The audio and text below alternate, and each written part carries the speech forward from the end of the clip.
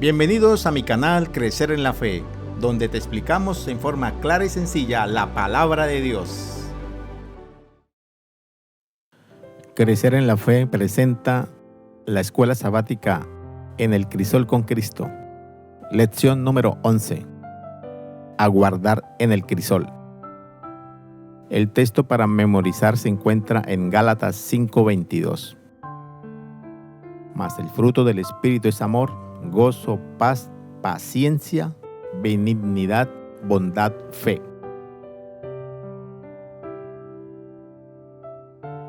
El verbo esperar es definido como creer o saber que sucederá una cosa.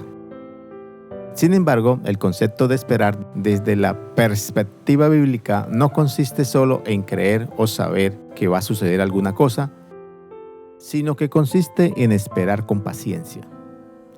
Y esperar está estrechamente ligada a la esperanza y a la mansedumbre. Esperar con paciencia no es una virtud humana, sino que la paciencia es parte del fruto del Espíritu Santo.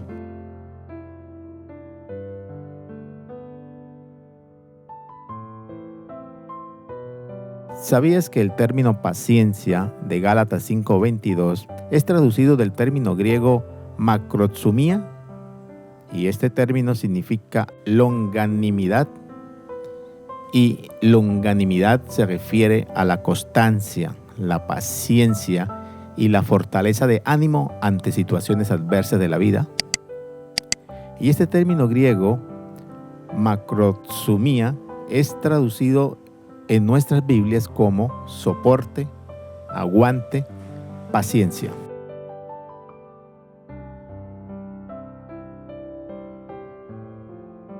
El pueblo de Dios debe aprender a esperar pacientemente en el crisol, porque Dios mismo es paciente.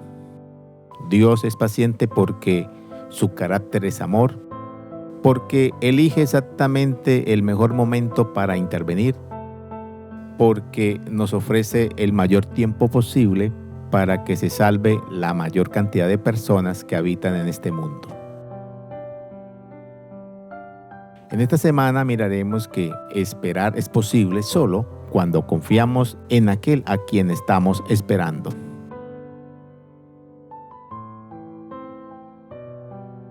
Y responderemos la pregunta: ¿qué lecciones podemos aprender sobre la paciencia mientras estamos en el crisol?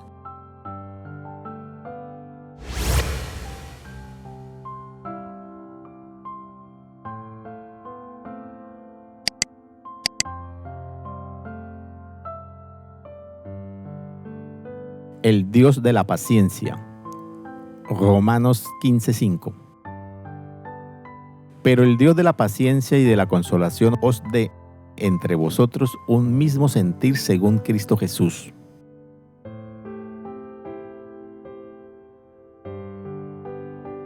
Al ejercer la paciencia, estamos participando de uno de los atributos de Dios. La paciencia de Dios no debe confundirse con indiferencia, impotencia o indecisión. Dios es paciente porque abunda en amor por nosotros y quiere salvar a tantos como sea posible. El Señor no retarda su promesa según algunos la tienen por tardanza, sino que es paciente para con nosotros, no queriendo que ninguno perezca, sino que todos procedan al arrepentimiento. Normalmente nosotros nos impacientamos por cosas que realmente queremos o que nos han prometido, pero que todavía no tenemos. A menudo solo quedamos satisfechos cuando conseguimos lo que anhelamos o lo que se nos prometió.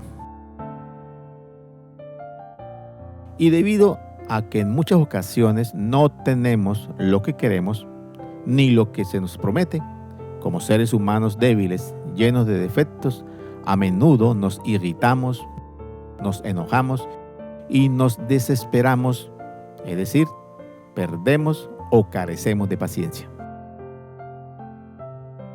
Y cuando estamos en ese estado, irritado, enojado, desesperado, es casi imposible mantener la paz y la confianza en Dios.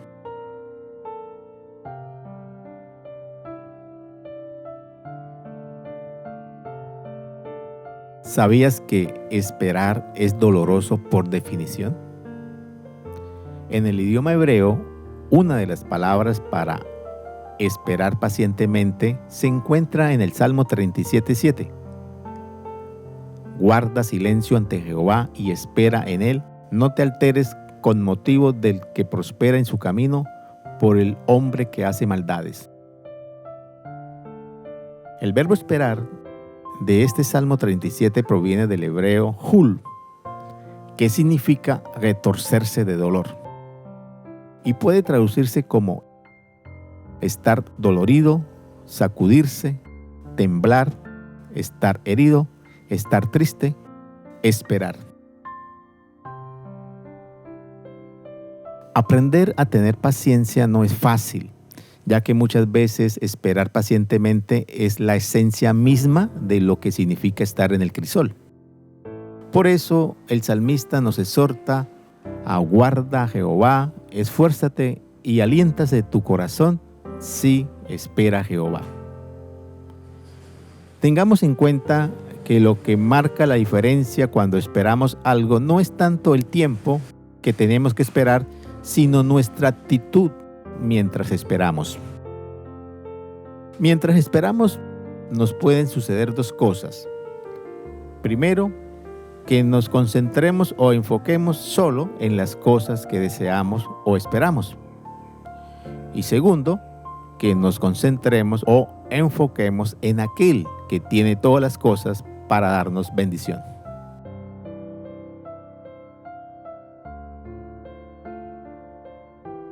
Si confiamos en Dios, si nos concentramos o enfocamos en aquel que todo lo puede, si ponemos nuestra vida en sus manos, si le entregamos nuestra voluntad, entonces podemos confiar en que Él hará lo mejor por nosotros.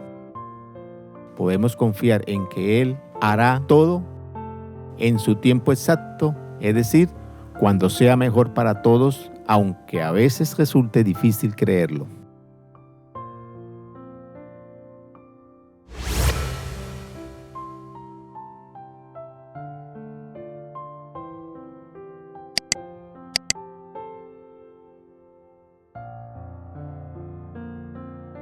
Los tiempos de Dios. Gálatas 4:4. Pero cuando vino el cumplimiento del tiempo, Dios envió a su Hijo, nacido de mujer y nacido bajo la ley.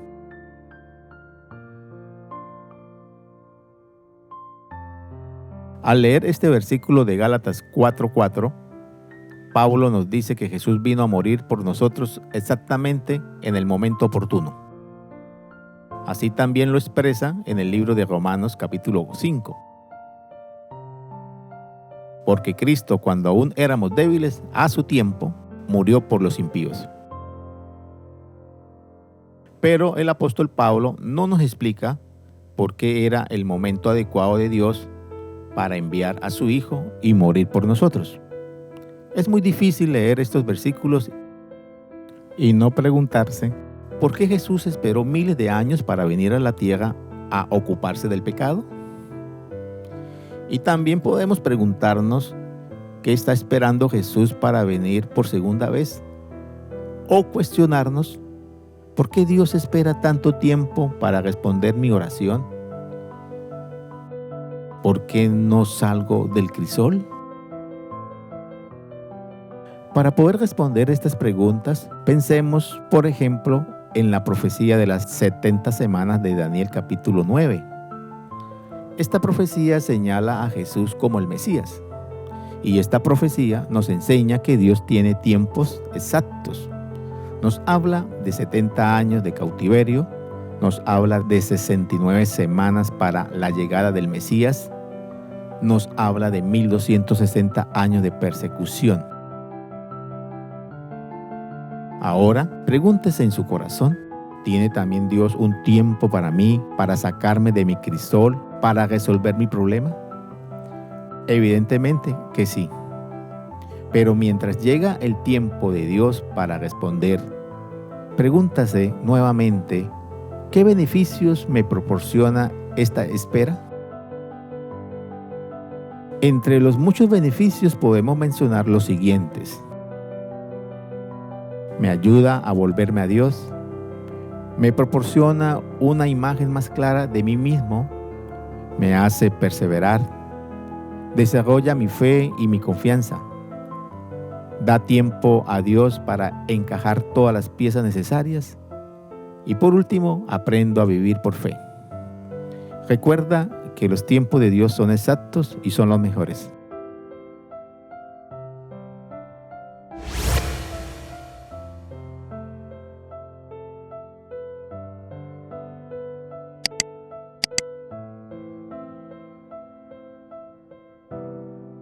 David, la espera.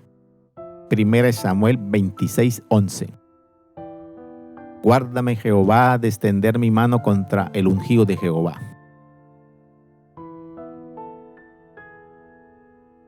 Al leer el libro de 1 Samuel capítulo 16, veremos una fascinante historia que nos enseña ricas lecciones sobre esperar con paciencia. Vemos que Samuel unge al joven David como rey. Sin embargo, hubo un largo viaje o largo tiempo de espera con paciencia desde los campos donde David cuidaba ovejas hasta el trono de Jerusalén. En este largo viaje podemos concluir sin duda que David en ocasiones sintió que estaba en medio de un crisol. Entre los muchos sucesos que pasaron, mencionaremos los siguientes. Primero, al muchacho lo llaman a hacer música para calmar el espíritu atribulado del rey Saúl. Segundo, David se convierte en héroe de Israel cuando mata a Goliat. Tercero, David por muchos años huye del rey Saúl para salvar su vida. Cuarto, tanto Saúl como su hijo Jonatán saben que David está destinado a ser el próximo rey de Israel. La lección principal de esta historia, y que todos debemos aprender hoy, es que David no hace nada para adelantarse en el destino que Dios le señaló. Incluso cuando Saúl buscaba matarlo y David tuvo la oportunidad de eliminarlo, nunca lo hizo, nunca se adelantó a su destino. David sabía que Dios dirigía todo y que estaba al control de lo que le estaba sucediendo. Al analizar todo el trayecto de David, de cuidar ovejas en el campo hasta el trono de Israel, quizás podríamos resumirlo en una frase corta: no eches mano de lo que Dios aún no te ha dado. Recuerda que los dones de Dios siempre se reciben mejor de su mano y a su tiempo.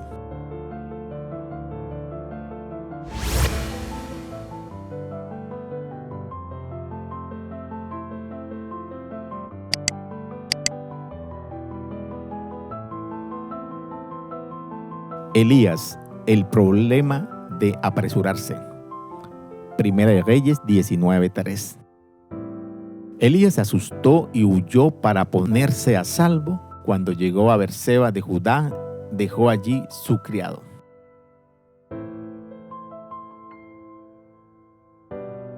Vemos al profeta Elías presenciar la poderosa mano de Dios haciendo descender fuego del cielo en el monte Carmelo, y todo el pueblo había reconocido al Dios verdadero y los falsos profetas fueron ejecutados.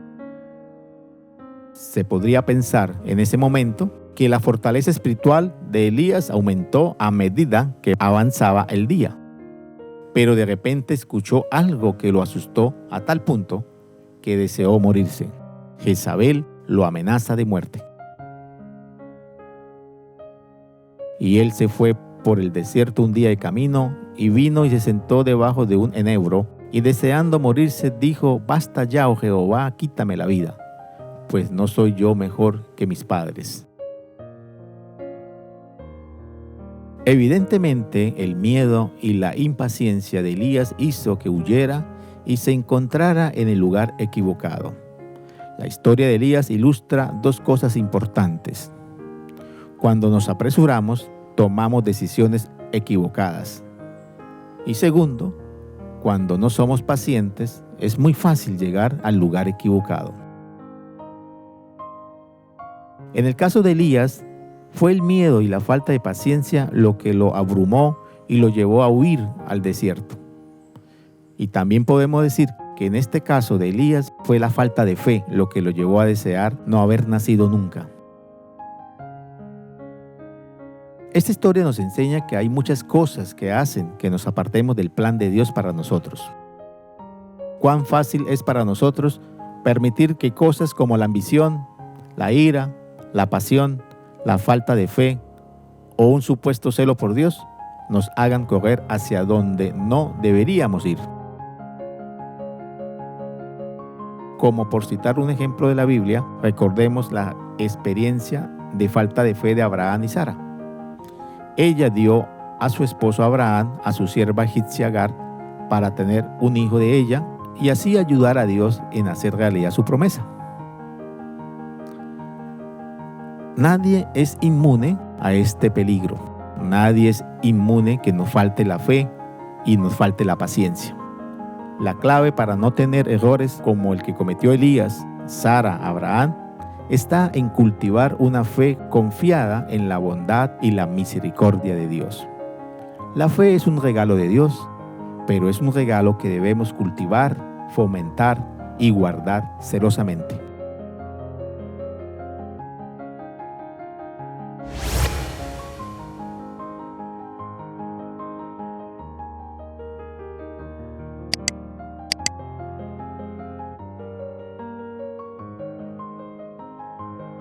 Aprendamos a deleitarnos en Jehová.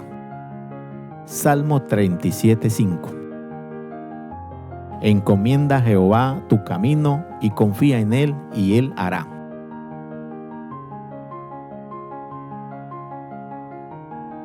Si escogemos y amamos lo que Dios ama, nos gozaremos en nuestros deseos o peticiones. Y si hacemos eso, nuestros pensamientos y nuestras metas van a armonizar con los planes que Dios tiene para nosotros. El anterior pensamiento, si escogemos y amamos lo que Dios ama, nos gozaremos en nuestros deseos o peticiones. Este pensamiento está expresado en el Salmo 37, verso 4. Deleítate asimismo en Jehová, y Él te concederá los deseos de tu corazón. El Salmo 37:4 es una maravillosa promesa. Se nos dice que Dios nos va a conceder todo lo que queramos, es decir, los deseos de nuestro corazón. Pero hacer realidad los deseos de nuestro corazón dependerá de tener un corazón que se deleite en Jehová. Entonces, ¿qué significa deleitarse en Jehová? Para comprender lo que verdaderamente significa deleitarse en Jehová, debemos analizar el contexto del Salmo 37. En este salmo, David señala que está rodeado de gente que obra en contra de Dios y de gente que obra en contra de Él. Cuando la gente obra en contra de nosotros, por naturaleza, por respuesta natural, suele ser que nosotros nos enojemos o intentemos justificarnos o defendernos. Pero David nos aconseja algo diferente en este salmo. Y por eso este Salmo 37 tiene mucho que enseñarnos sobre esperar con paciencia a que Dios actúe y sobre tener un corazón que se deleite en Jehová. Sobre estos dos aspectos, David nos aconseja lo siguiente: que no seamos impacientes, que confiemos en Dios, que nos deleitemos en Él, que encomendemos a Dios nuestro camino, que guardemos silencio en muchas ocasiones, dejar la ira y esperar en Dios. Todo lo anterior implica vivir con confianza, con paciencia, ya que nadie puede alterar nuestra paz, pues Dios está aquí, a tu lado, a mi lado, y actúa. Podemos alabarlo porque nadie puede hacer frente a nuestro Dios.